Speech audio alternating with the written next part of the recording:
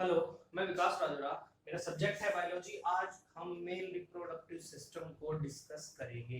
10th class में जो male reproductive system है उसको डिस्कस करते हैं। आपके सामने डायग्राम शो करके दिखाया, मैंने एक व्यू दिखाया है इसका। चलो स्टार्ट करते हैं। जो मेल रिप्रोडक्टिव सिस्टम है उसमें जो जर्म सेल्स प्रोड्यूस करता है वो पार्ट कहलाता है टेस्टिस। ये हैं टेस्टिस। ह्यूमन में पेयर ऑफ टेस्टिस पाई जाती हैं जो एब्डोमिनल कैविटी से बाहर होती है। एक बैग लाइक स्ट्रक्चर जिसका नाम है scrotum. Testis which produce germ cells are located outside the abdominal cavity in a bag like structure that is called scrotum. Now what is the role of scrotum? एक number में आता है ये। एक number में रोल क्वेश्चन आता है कि what is the role of scrotum. Scrotum maintain 2 to 2.5 low 2.25 degree Celsius low temperature from the body temperature. Scrotum testis का 2 से 2.5 डिग्री टेम्परेचर बॉडी के टेम्परेचर से कम रखता है। इसका मतलब ये हुआ कि अगर बॉडी का टेम्परेचर 37 डिग्री सेल्सियस है तो लो का मतलब क्या हो गया कि जो टेस्टिस है उसका जो टेम्परेचर है वो 4.5 टू 35 यानी कि 34.5 से 35 डिग्री सेल्सियस तक टेम्परेचर होता है टेस्टिस का। क्वेश्चन अराइज होता है व्हाई, क्यों लो टेम्परेचर होता है बॉडी के टेम्परेचर से। इसके पीछे रीजन ये होता है कि टेस्टिस जो होती हैं उनका काम होता है जर्म सेल्स प्रोड्यूस करना, और वो हाई टेम्परेचर में जर्म सेल्स प्रोड्यूस नहीं कर सकती। इसीलिए बॉडी के टेम्परेचर से टेस्टिस का टेम्परेचर ये स्क्रोटम 2 से 2.5 डिग्री कम रखता है। ये था आपका बहुत इंपॉर्टेंट क्वेश्चन एक स्क्रोटम से रिलेटेड। चलो बात करते हैं जरा अब रोल ऑफ टेस्टिस का। स्क्रोटम में पेयर ऑफ टेस्टिस प्रेजेंट है तो क्या रोल है टेस्टिस का। टेस्टिस के 2 रोल हैं। एक ये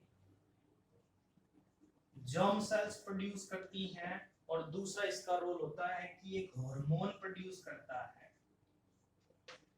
अब बात करते हैं जर्म सेल्स क्या क्या होती है। मेल में जर्म सेल्स कौन सी होगी। मेल में जर्म सेल्स होते हैं स्पर्म्स। और बात करें हार्मोन्स की तो टेस्टिस से कौन सा हार्मोन सिक्रीट होता है, टेस्टोस्टेरोन।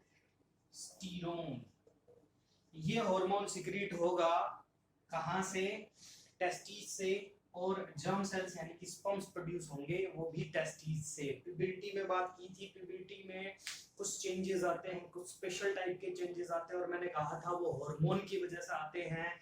मेल में ये है वो हार्मोन जब प्यूबर्टी के टाइम, उस डेवलपमेंट के टाइम जो मेल में चेंजेस आते हैं इस टेस्टोस्टेरोन की वजह से आते हैं चेंजेस।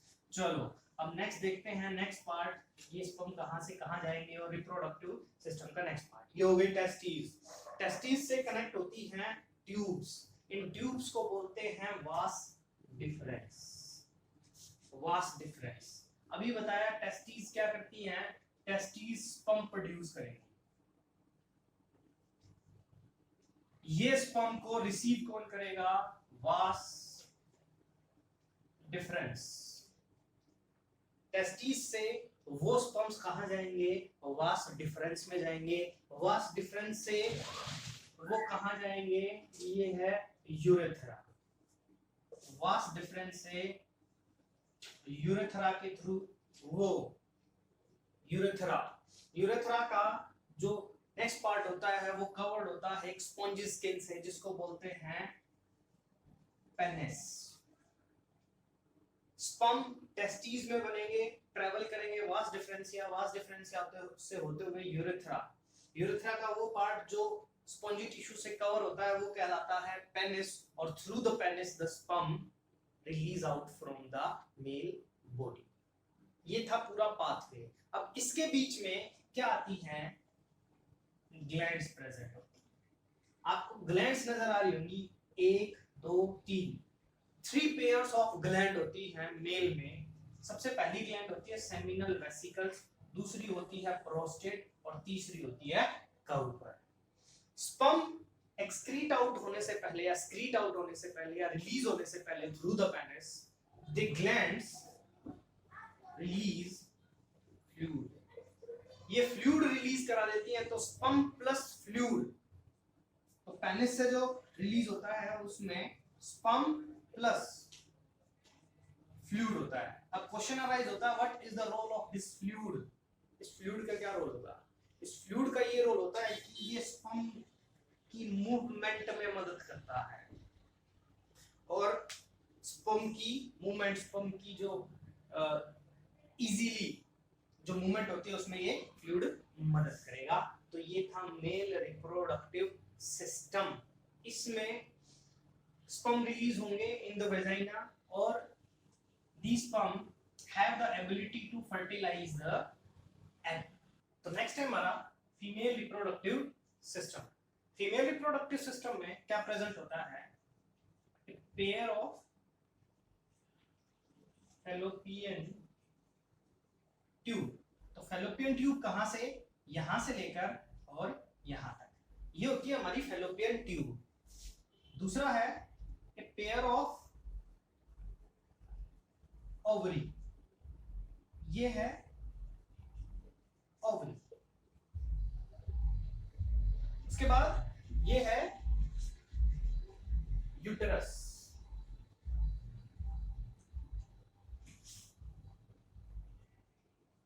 और लास्ट होता है वेजाइना, ये है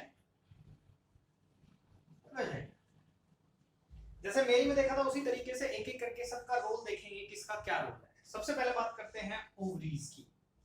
ओवरी जो होती है इनका रोल होता है, पहला रोल होगा वही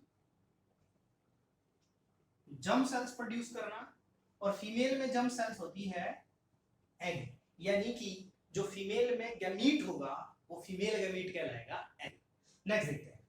उसके बाद जो सेकंड रोल है वो है ओवरी का हार्मोन रिलीज करना। हार्मोन्स, हार्मोन रिलीज करती है ये एस्ट्रोजन और प्रोगेस्ट्रोजन।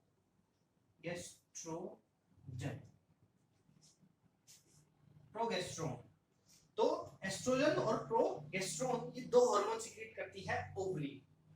टेस्टिस का और ओवरी का 2 नंबर में क्वेश्चन आ सकता है, what is the role of gonads in human being. Gonads का मतलब होता है वो ऑर्गन जो गैमीट्स प्रोड्यूस करते हैं। तो मेल में गोनेड्स हो जाएंगे टेस्टिस और फीमेल में गोनेड्स हो जाएंगी ओवरीज। ओवरी का रोल और टेस्टिस का रोल एक रोल, यानी कि दोनों रोल सेम ही है, बस नाम अलग अलग हो जाएगा। दोनों का काम जर्म सेल्स प्रोड्यूस करना है, दोनों का काम हार्मोन प्रोड्यूस करना है। लेकिन वहां पर जर्म सेल्स क्या थी? स्पर्म, यहां पर हो जाएगा एग। वहां पर हार्मोन क्या था? टेस्टोस्टेरोन, यहां पर है एस्ट्रोजन और प्रोजेस्टेरोन। ये दो हार्मोन प्रोड्यूस होते हैं और यही है वो हार्मोन फीमेल में बेसिकली एस्ट्रोजन जो प्यूबर्टी के टाइम पर क्या कराता है? चेंजेस लाता है। नेक्स्ट देखते हैं। उसके बाद आता है हमारा, उसके बाद शुरू करते हैं हम कि ओवरी, ओवरी ने एग प्रोड्यूस किया। एग प्रोड्यूस करने के बाद वो कहां जाएगा? फैलोपियन ट्यूब में। ओवरी एग प्रोड्यूस करेगी and this egg is received by the fallopian tube। now what happen in fallopian tube? fallopian tube में ये egg आ जाएगा और जो sperm है वो भी एंटर करेंगे through the vagina. fallopian tube में क्या होगा? egg प्लस जो sperm आएगा। fallopian tube में sperm प्लस egg फ्यूज कर जाएंगे और फ्यूज करके ये प्रोसेस कहलाएगा। The fusion of male and female gamete is called fertilisation.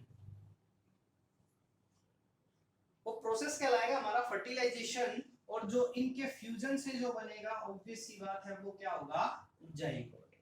Sperm haploid होगा, एग हैप्लॉइड होगा, हम जानते हैं हैप्लॉइड हैप्लॉइड क्या करेंगे, डिप्लॉइड सेल बनाएंगे, zygote. Now this zygote divide and continuously move toward the uterus. ये जाइगोट यहां पर हमारा फॉर्म्ड हो गया, ये जाइगोट है, ये जाइगोट फॉर्म हो गया। फॉर्म होने के बाद it move towards the uterus. ये यूट्रस है, यूट्रस में लाइनिंग्स प्रेजेंट है, ये आपको नजर आ रही होगी लाइनिंग्स। जो सबसे इनर लाइनिंग होती है उसको बोलते हैं एंडोमेट्रियम।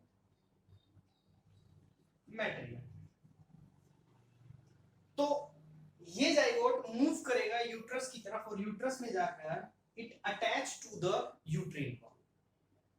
ये जाइगोट मूव करेगा यूट्रस की तरफ, और यूट्रस में जाकर ये जाइगोट तब तक क्या बन चुका होगा, एम्ब्रियो। यानी कि जाइगोट डिवाइड करेगा और डिवाइड करके एम्ब्रियो बनेगा। एम्ब्रियो क्या होता है, मास ऑफ सेल होता है। एम्ब्रियो यूट्रस में आएगा और ये एम्ब्रियो एंडोमेट्रियम के साथ अटैच हो जाएगा। इस अटैचमेंट को बोलते हैं implantation.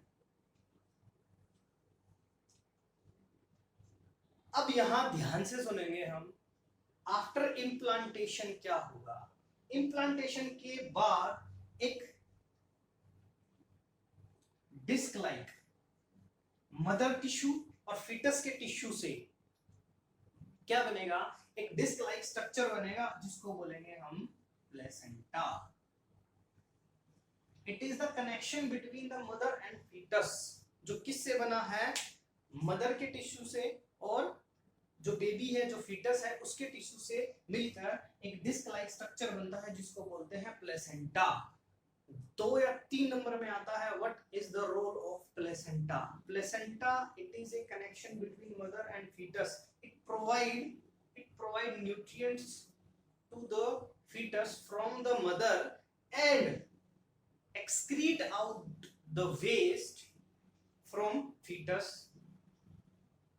through their blood or placenta। तो प्लेसेंटा क्या करती है, ये इस फीटस को न्यूट्रिएंट प्रोवाइड करती है, प्लस बदले में जो ये फीटस क्या करता है, वेस्ट प्रोड्यूस करता है, उन वेस्ट को बाहर निकालती है। तो ये है uterus. Last vagina, what is the role of vagina. Vagina receive sperm from the male. Vagina से स्पर्म रिसीव होंगे।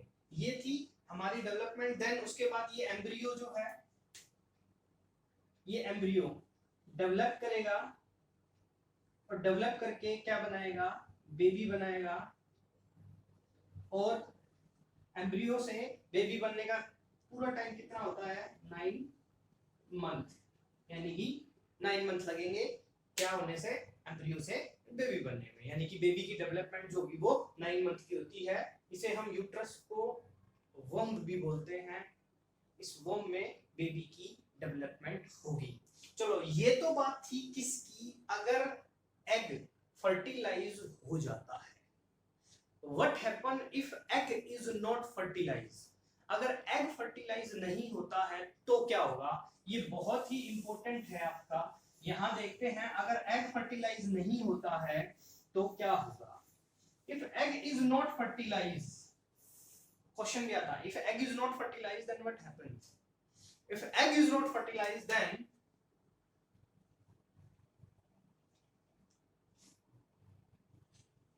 Menstrual cycle. क्या है menstrual cycle, it is a cycle of 28 to 29 days. 28 to 29 days की एक cycle होती है जिसको बोलते हैं मेंस्ट्रुअल साइकिल। क्या होगा इस मेंस्ट्रुएशन साइकिल में, वो देखते हैं। देखो क्या होता है, अभी हमने पढ़ा है जो यूट्रस की लाइनिंग है, यूट्रस की जो लाइनिंग है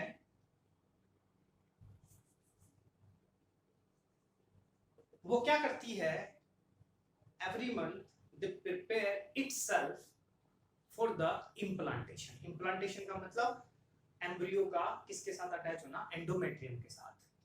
तो उस पूरे मंथ में क्या होता है, यूट्रस की जो एंडोमेट्रियम है वो फिल हो जाती है ब्लड प्लस फ्लूइड से,